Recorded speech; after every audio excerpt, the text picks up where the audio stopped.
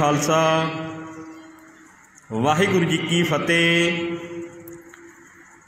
नगर निवासी अते डेरा निवासी सिख संगतां दे चरनां विच बेनती है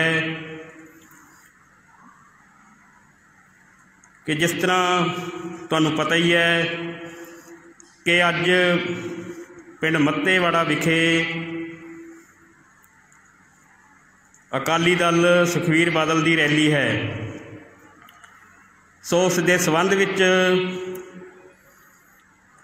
अपने इलाके दे पिंडां विच बसां भेजियां गईयां हन।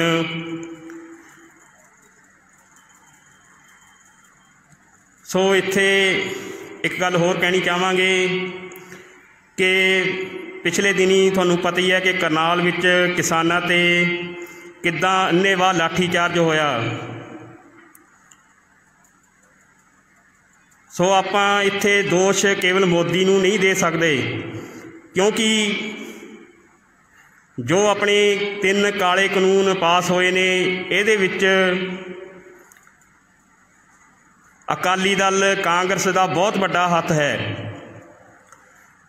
ये जिस तरह मर्जी कही जान के असीं कुछ नहीं कीता। सो आपां नूं पता ही है कि किन्नियां बेअदबियां होईयां ने गुरु ग्रंथ साहिब दियां। होर बरगाड़ी मामले विच किन्ने किसानां ते गोलियां चलियां अन्नेवाह। सो एक पासे तो आपां कहने आ कि असीं गुरु दे सिख हाँ अते रोज़ गुरुद्वारा साहिब मत्था टेकदे हां, शरधा दे फुੱਲ भेंट करदे हां, ते दूजे पासे आपां तैयार हो के जिन्हां ने बेअदबियां कीतियां, जिन्हां ने गुरु ग्रंथ साहिब दे अंग पाड़े ते बरगाड़ी मामले विच किसानां ते अन्नेवाह गोलियां चलाईयां, दूजे पासे आपां तैयार हो के इन्हां दियां रैलियां दे हिस्से बनदे हां। सो अपने नालों वड्डा मूर्ख किहड़ा होवेगा। अगर आपां गुरु ग्रंथ साहिब नूं दिलों गुरु मनते हाँ, क्योंकि ये गल्लां झूठियां नहीं। हर एक नूं पता है कि बेअदबियां किहनां करवाइयां, बरगाड़ी विच किसानां ते गोलियां किहनां चलाइयां। सो फिर भी आपां अखी देख के मक्खी खाई जाइए तां अपने तो वड्डा गुरु तो बेमुख कोई नहीं होवेगा।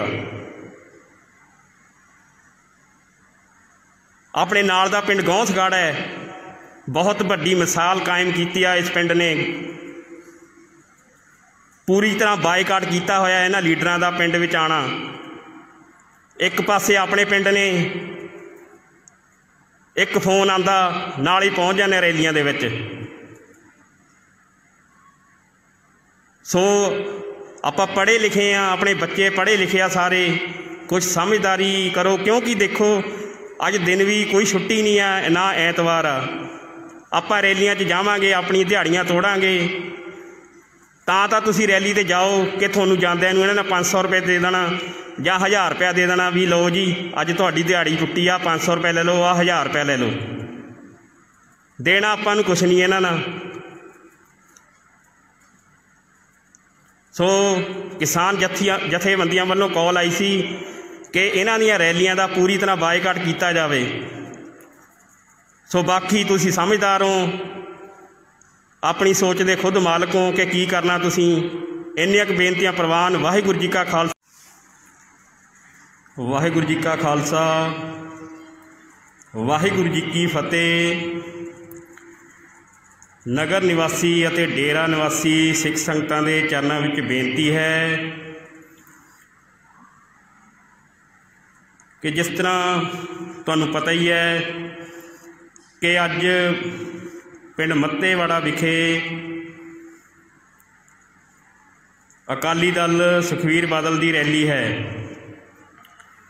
सो उस दे संबंध विच अपने इलाके दे पिंडां विच बसां भेजियां गईयां हन।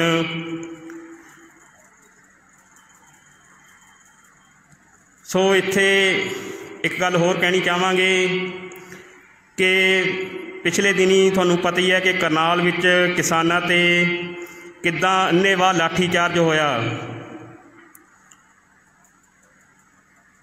सो आपां इत्थे दोष केवल मोदी नूं नहीं दे सकते, क्योंकि जो अपने 3 काले कानून पास होए ने इहदे विच अकाली दल कांग्रेस का बहुत बड़ा हत्थ है। ये जिस तरह मर्जी कही जान के असीं कुछ नहीं कीता, सो आपां नूं पता ही है कि किन्नियां बेअदबियां होईयां ने गुरु ग्रंथ साहिब दियां।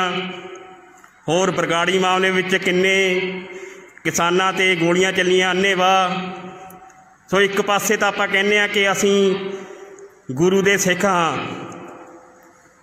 अते रोज़ गुरुद्वारा साहिब मत्था टेकदे हाँ, शरधा दे फुल भेंट करदे हाँ, ते दूजे पासे आपां तैयार हो के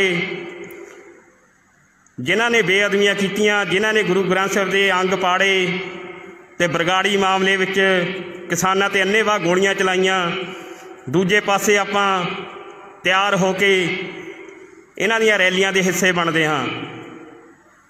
सो अपने नालों वड्डा मूर्ख किहड़ा होवेगा। अगर आपां गुरु ग्रंथ साहिब नूं दिलों गुरु मनदे हाँ, क्योंकि ये गल्लां झूठियां नहीं। हर एक नूं पता है कि बेअदबियां किहनां करवाइयां, बरगाड़ी विच किसानां ते गोलियां किहनां चलाइयां। सो फिर भी आपां अखी देख के मक्खी खाई जाइए तां अपने तो वड्डा गुरु तो बेमुख कोई नहीं होवेगा। अपने नाल दा पिंड गौंसगढ़ है, बहुत वड्डी मिसाल कायम की है इस पिंड ने। पूरी तरह बायकाट किया होया इन्हां लीडरां दा पिंड विच आना। एक पासे अपने पिंड ने, एक फोन आंदा नाल ही पहुँच जाने रैलियां दे विच। सो आपां पढ़े लिखे हाँ, अपने बच्चे पढ़े लिखे आ सारे, कुछ समझदारी करो, क्योंकि देखो अज दिन भी कोई छुट्टी नहीं है, ना ऐतवार आ।